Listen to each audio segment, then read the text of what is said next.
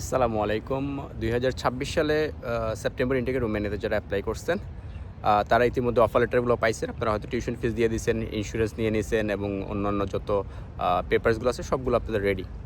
এখন শুধুমাত্র ইন্টারভিউর বা এম্বাসির ডেটটা নেওয়া বাকি, অর্থাৎ ইন্টারভিউর অপেক্ষা। সো এই মুহূর্তে আপনাদের সবার যেটা সবচেয়ে বেশি কনসার্ন থাকে বা কোশ্চেন্স থাকে সেটা হচ্ছে ইন্টারভিউটা কেমন হয় এবং ইন্টারভিউতে আসলে কী কোশ্চেন্স করে।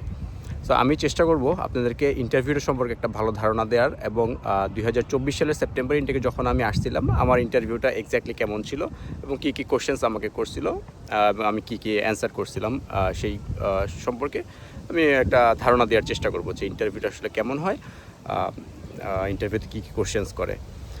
সো আমি যখন আমার ইন্টারভিউটা দিছিলাম ২০২৪-এর সেপ্টেম্বর ইনটেকে, তো আমার ইন্টারভিউটা অ্যারাউন্ড 20-25 মিনিটসের ছিল। আমার ইন্টারভিউটা একটু লম্বা হয়েছিল কারণ আমার একটা পেপারস মিসিং ছিল। সো নর্মালি আমি প্রথমে সকাল সকাল ভোরে উঠেই এম্বাসিতে চলে গেছি। এম্বাসিতে গিয়ে ওখানে সিরিয়াল নিতে হয়। প্রতিদিন 10-12-15 জন ম্যাক্সিমাম ইন্টারভিউ হয়। তখন আপনাকে সিরিয়াল নিতে হয়। আমি সিরিয়ালে সবার আগেই ছিলাম।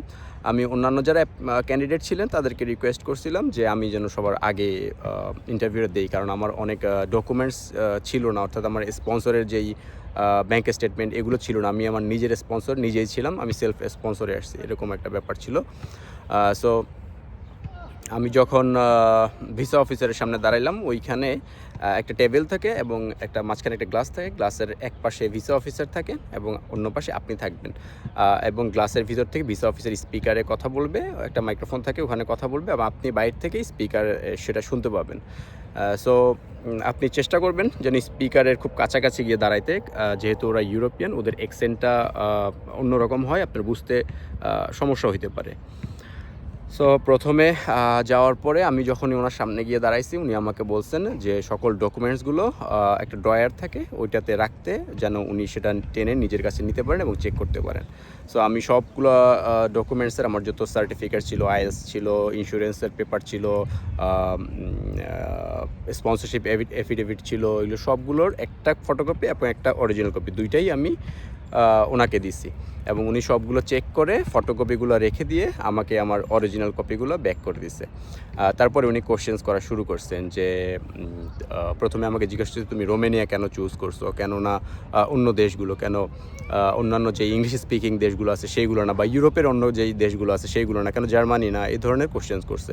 তো আমি ওনাকে বুঝাই বলছি যে আমার যেই প্রিভিয়াস একাডেমিক ব্যাকগ্রাউন্ড সেটার সাথে ম্যাচ রেখে আমি এমন একটা সাবজেক্ট খুঁজতেছিলাম যেটা আমি রোমেনিয়াতে এই ইউনিভার্সিটিতে পাইছি এবং কম্পারেটিভলি টিউশন ফিসও অন্যান্য দেশ থেকে কম আছে, সেই জন্য আমি রোমেনিয়াটা চুজ করছি। সো তারপরে উনি আমাকে আমার সাবজেক্ট রিলেটেড দুই একটা কোশ্চেন করছেন। এরপরে আমার স্পন্সরকে সেটা জানতে চাইছেন। আমি বলছি আমার স্পন্সর আমার মা। সো এরপরে স্পন্সর এফিডেভিটটা দেখলেন, তার বাৎসরিক ইনকামটা দেখলেন এবং আমার যেহেতু একটা লম্বা গ্যাপ ছিল, আমি মাস্টার্সে আসছি, আমার প্রায় 7-8 বছরের একটা লম্বা গ্যাপ ছিল। তো উনি আমাকে জানতে চাইছেন যে এই গ্যাপের সময় তুমি কি কাজ করছো। আমি যেই ফুল টাইম জবটা করছিলাম, 6 বছরের একটা জব এক্সপিরিয়েন্স সার্টিফিকেট তাকে আমি দেখাইছি এবং হচ্ছে আমার যেই অফিস ছিল সেইখান থেকে আমি একটা রেকমেন্ডেশন লেটার দেখেছি যে ওনারাও জানে আমি বিদেশে পড়তে যাচ্ছি, আমি আমার নিজেকে সেলফ লেভেল আপ করতে যাচ্ছি, যে এই ডিগ্রিটা নিলে হয়তো আরও ভ্যালু অ্যাড করবে আমি যে এইখানে জব করতেছি, এভাবে তাকে আমি কনভিন্স করার চেষ্টা করছি। এছাড়া টুকটাক সিম্পল কিছু কোশ্চেন ছিল যে গিয়ে থাকবা কোথায় বা কার মাধ্যমে হচ্ছে যে তুমি এই ইউনিভার্সিটিটা খুঁজে পাইছো, রোমেনিয়াতে কোনো তোমার ফ্রেন্ড থাকে কিনা, এ ধরনের কিছু কোশ্চেন্স থাকে আমাকে করছিল এবং আমি এগুলোর জবাব দিছি। অ্যারাউন্ড 20-25 মিনিট ছিল। সে আসলে ডকুমেন্টসগুলো চেক করতেই যতটা সময় নেয় 10-15 মিনিট সময় ওখানে নিতে পারে, এরপরে সিম্পল কিছু কোশ্চেন করে ছেড়ে দেয়। কিন্তু উনি বুঝতে চেষ্টা করে আপনার সাথে যে 10-15 মিনিট কথা বলবে, উনি বুঝতে চেষ্টা করে আপনি রিয়েল একজন স্টুডেন্ট কিনা, আপনি কি গিয়ে সত্যি অর্থেই পড়াশোনা করতে চান কিনা, আপনি সিরিয়াস কিনা, নাকি ওখানে গিয়ে ওখান থেকে আপনি ইউএসএ চলে যাবেন বা ইউরোপের অন্যান্য দেশে চলে যাবেন। কারণ এখান থেকে যে কোনো দেশেই মুভ করা ইজি, এখান থেকে 100% ভিসা রেশিও থাকে আর কি।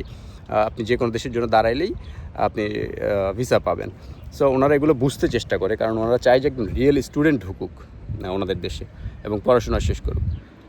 সো ইন্টারভিউতে শুধু এই জিনিসটাই ওরা বুঝতে চেষ্টা করে, যেই কারণে রিজেকশন আসলে ম্যাক্সিমামে রিজেকশন আসে ব্যাড ইন্টেনশন, অর্থাৎ ওরা বুঝে নেয় যে আপনার ইন্টেনশনটা ভালো না, আপনি গিয়ে পড়াশোনা করবেন না হয়তো, এরকম।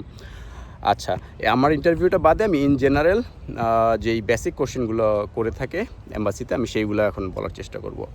আপনাকে কোশ্চেন করতে পারে যারা ব্যাচেলরে যাচ্ছেন বা সায়েন্স রিলেটেড সাবজেক্ট যাচ্ছেন, তাদেরকে দুই একটা ম্যাথও করতে দিতে পারে। আমি শুনছি এরকম ম্যাথ করতে দেয় এবং আমি দেখছি। সো এইগুলো সম্পর্কে আপনারা একটু সচেতন থাকবেন এবং আপনার যেদিন ইন্টারভিউ ডেট তার আগে 2-1 দিন আগে যারা ইন্টারভিউ দিচ্ছে তাদেরকে কী ধরনের কোশ্চেন্স করে এগুলো জানার চেষ্টা করবেন। এরপরে হচ্ছে আপনারা যেই কোর্সে যাচ্ছেন সেই কোর্সের সিলেবাস, সেটা কয় বছরের, এটার ফিউচার প্ল্যানটা কী হইতে পারে, আপনার ফিউচার প্ল্যান কী এই সাবজেক্ট থেকে পাশ করার পরে, এইগুলো জানতে চাইতে পারে। এবং কিছু সিলি কোশ্চেন অবশ্যই কিছু সিলি কোশ্চেনও করে যে রোমেনিয়ার মেয়েরা তো অনেক সুন্দর, তুমি গিয়ে কি বিয়ে শাদী করবা কি না, থেকে যাওয়ার ইচ্ছা আছে কি না, আফটার স্টাডি প্ল্যানটা কি তোমার, তুমি ওই দেশে যদি অনেক ভালো একটা জব পেয়ে যাও সেটা তুমি করবা কি না বা থেকে যাবে কি না, এই ধরনের কিছু কোশ্চেন করে। আপনি সব ধরনের কোশ্চেনই পজিটিভলি দেন। হ্যাঁ, আপনারা তো আসলে ঘাবড়াইয়া যান যে পড়াশোনার পরে ভিসা অফিসারকে বিশ্বাস করাতে চান পড়াশোনার পরে আমি চলে আসবো। হ্যাঁ, কিন্তু ওরা জানে যে আপনি যেহেতু বাংলাদেশ থেকে আসতেছেন, এই দেশে অপরচুনিটি অনেক বেশি, তাহলে আপনি এই দেশে আসলে পরে যে সুযোগ সুবিধা আপনি পাবেন আপনি হয়তো যাবেন না, এটা তারা বুঝতে পারে। কিন্তু এখন আপনি যদি মিথ্যা কথা অনেক বেশি বলেন, ভিসা অফিসার কনফিউজড হয়ে তারা বুঝতে পারে, তারা আসলে অনেক এক্সপেরিয়েন্সড, তারা আপনার সাথে কিছুক্ষণ কথা বললেই তারা বুঝতে পারে যে আপনি মিথ্যা কথা বলতেছেন কি সত্যি কথা বলতেছেন। এগুলোর উপরে বেস করে আসলে তারা একটা ডিসিশন দেয়। এই জন্যই রিজেকশনের ম্যাক্সিমাম কারণ থাকে ব্যাড ইন্টেনশন, যে আপনার ইন্টেনশন ভালো ছিল না। এরপরে আপনাকে আরও দু একটা কোশ্চেন করতে পারে যে আপনার কোনো ফ্রেন্ড থাকে কি না ওখানে, এরপরে আপনার ইউনিভার্সিটি ক্যাম্পাসটা কোথায়, কোন শহরে, ওই সিটি সম্পর্কে আপনি জানেন কি না, রোমেনিয়ার সংস্কৃতি কালচার সম্পর্কে কিছু জানেন কি না, এই ধরনের কিছু বেসিক কোশ্চেন করতে পারে আপনাকে। এবং স্টাডি রিলেটেড যে খুব প্রশ্ন করে ফাটায় ফেলবে এমন কিছু না, আপনাকে দুই একটা সিম্পল ম্যাথ করতে দিতে পারে যদি আপনি সায়েন্সে আসেন, অথবা আপনি যদি বিজনেস প্রোগ্রামে আসেন সেইখানে হচ্ছে যে আপনাকে বিজনেস রিলেটেড দুই একটা কোশ্চেন করতে পারে। এবং ইম্পর্টেন্ট, আমি ভুলে গেছিলাম, যারা মাস্টার্সে আসতেছেন তারা যদি জব রিলেটেড কোনো জব সার্টিফিকেট দেন যে আপনার 5-7 বছরের একটা গ্যাপ ছিল, আপনি ওই টাইমে জব করছেন। আমার ক্ষেত্রে যেটা হয়েছে, আমি আমার রিকমেন্ডেড লেটার যেটা দিছিলাম, জব সার্টিফিকেট যেটা দিছিলাম, ওরা ওইখান থেকে কোম্পানির নাম সার্চ করে দেখছে এবং আমার ওইখানে রুল কী ছিল এগুলো তারা দেখছে ওই ওয়েবসাইটে গিয়ে। সো এটা একটু, এবং আমার অফিস ঠিকানা কোথায় ছিল সেটাও হচ্ছে যে তারা দেখছে সার্চ করে। সো এটা একটু কেয়ারফুল থাকবেন যে আপনি অফিসের সাথে কথা বলে নেবেন, বা হচ্ছে যে আপনি একটু প্রপার ডকুমেন্ট দেওয়ার চেষ্টা করবেন। অনেকেই ফেক ডকুমেন্ট দেয়, দেখা যায় গ্যাপটা কভার করার জন্য একটা জব সার্টিফিকেট সে বানায় নিয়ে আসে কোথাও থেকে। এই কাজগুলো করবেন না, আপনি কোনো ফেক ডকুমেন্টস দিয়েন না। হ্যাঁ, আর হচ্ছে যারা হচ্ছে স্পন্সর যিনি থাকেন বা আপনার বাবা মা, তাদের ব্যাংক স্টেটমেন্টগুলো দেন। এইগুলো আসলে এম্বাসির রিকোয়ারমেন্টে থাকে না, আপনি এক্সট্রা কোনো পেপারস দিবেন না যদি এম্বাসি না চায়। একেবারেই যেটা চাচ্ছে সেটাই দেন, এক্সট্রা কোনো পেপারস দিয়েন না। আপনারা তাকে এক্সট্রা পেপারস দিলে যে আপনার ভিসায় সেটা ভ্যালুয়েট করবে এরকম না, আপনাকে ভিসা পাইতে সাহায্য করবে না। আপনাকে যতটুকু ওরা চায় ততটুকু দিবেন। আপনি সুন্দর করে যখন আপনার ডেট নিতে পারবেন, অবশ্যই আপনাকে ইন্ডিয়া বা অন্য কোনো দেশে গিয়ে রোমেনিয়ান এম্বাসি ফেস করতে হবে। আপনি ওই দেশে যাওয়ার পরে যেদিন আপনার ইন্টারভিউ সেদিন সকাল সকাল আপনি চলে যান, এম্বাসিতে চলে যান, ওই দেশের রোমেনিয়ান এম্বাসিতে গিয়ে আপনি সিরিয়াল নেন এবং ওইখান থেকে একটা চেকলিস্ট দেয় যে এই সিরিয়ালে তোমার ডকুমেন্টগুলো সাজাও। প্রথমে তোমার এসএসসি সার্টিফিকেট, তারপর এইচএসসি সার্টিফিকেট, ব্যাচেলরে হলে ব্যাচেলার, মাস্টার্সে হলে ব্যাচেলার সার্টিফিকেট, আইএলসি সার্টিফিকেট, তারপরে আপনার ফিনান্সিয়াল প্রুফ, স্পন্সর এফিডেভিট, এই ধরনের একটা চেকলিস্ট ওরা দেয়। তো আপনি চেকলিস্ট ধরে ধরে কাগজটা গুছাই নেবেন। কিছু সময় আগে গেলেন, সকাল সকালে চলে গেলেন, ইন্টারভিউর সময়ের 2-1 ঘন্টা আগে গেলেন, গিয়ে কাগজপত্রগুলো গুছাইলেন, এরপরে কোনো কিছু মিসিং আছে কিনা কোনো পেপার সেটা চেক করলেন এবং আপনি ইন্টারভিউ দিলেন। ইন্টারভিউতে কী কী কোশ্চেন করে অলরেডি আমি আপনাকে বললাম। সো এই ধরনের খুবই সিম্পল কোশ্চেন থাকে, আপনি শুধু কনফিডেন্টলি অ্যান্সার করতে হবে। আপনি কনফিডেন্টলি যদি অ্যান্সার করতে পারেন, ভিসা অফিস যদি কনভিন্স হয়, আপনার ভিসা না হওয়ার কোনো কথা নাই, আপনার ভিসাটা ইনশাআল্লাহ হবে। সো যারা খুবই বেশি টেনশনে আছেন যে ইন্টারভিউতে আসলে কী ধরনের কোশ্চেন করে, ওরা কী জানতে চায়, অনেক কিছু জানতে চায় কি না, এই ধরনের টেনশন না করে আপনি একটা মিনিমাম প্রস্তুতি নিয়ে যান। একটু কনফিডেন্টলি সাবলীলভাবে বলতে চেষ্টা করেন।